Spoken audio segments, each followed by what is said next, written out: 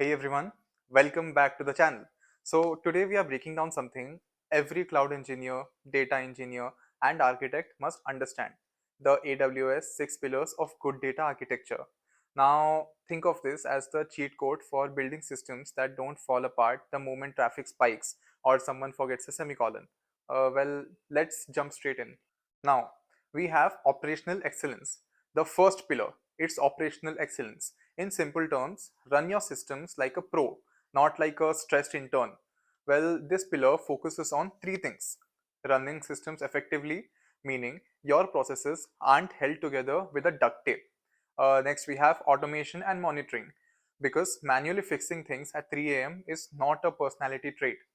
Next, fast failure detection and smooth deployments. You want issues to be spotted and resolved before users start complaining on Twitter.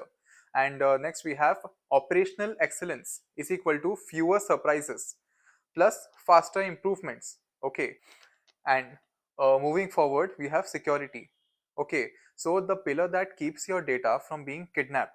Here's what AWS emphasizes: encryption, access control, identity management. Basically, don't leave your data lying around like a forgotten USB stick.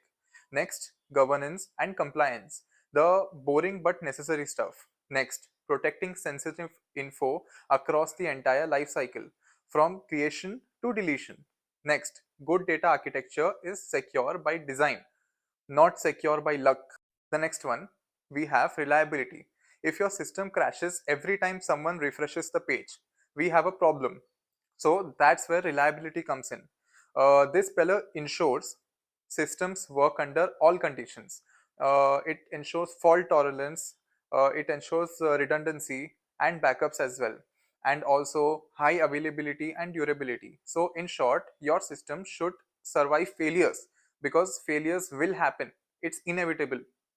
Next, we have performance efficiency. So performance efficiency is all about speed and smart resource usage. Okay, and it includes efficient compute and storage, which means don't waste your resources like they are free. Next, scaling with workload. So it means to go big when needed and chill when not. Next, we have fast data processing and analytics, which means nobody waits for slow dashboards in 2025. You have to be quick. Okay, and you should remember that efficiency is equal to users happy, bill smaller, win-win. You understand that? It means that when everything is efficient, users are happy, and bills, which is equal to money, should be spent less. So that should be a win-win situation. Okay. Next, we have cost optimization.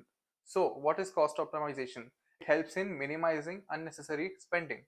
It uses cost-effective services and storage tiers, and it applies smart trade-offs in design choices. So cloud bills can hit harder than rent if you're careless. That is something you must remember all the time. So that's why AWS, it includes cost optimization as a core pillar. It focuses on cutting unnecessary spending, using cost effective storage tiers and services like how we talked over here, and making smart trade-offs between cost and performance. And let me give you a pro tip. Okay, scaling is cool, but scaling without checking cost is how you end up crying. You must always remember that. Let's move on. Moving on to sustainability. So sustainability isn't just a buzzword. AWS wants you to build architecture that respect the planet too. You get it? So what is sustainability? Reduce environmental impact, use energy efficient services, optimize workloads to avoid waste. That means a cleaner architecture is equal to a cleaner environment, and honestly, it just feels good to build responsibly. Please remember that. So in summary, the AWS well architectured framework helps you build systems that are secure, scalable, reliable, efficient, cost friendly and sustainable. And these six pillars act like your blueprint for designing modern, future ready data systems. Okay, and master these pillars, and you're not just building apps, you're building cloud architectures that can survive anything. If you found this video helpful, please subscribe to the channel and like this video, and do share and comment as well. And if you're looking for this particular PPT and notes related to this video, you can find them in the description of this video. Thank you very much.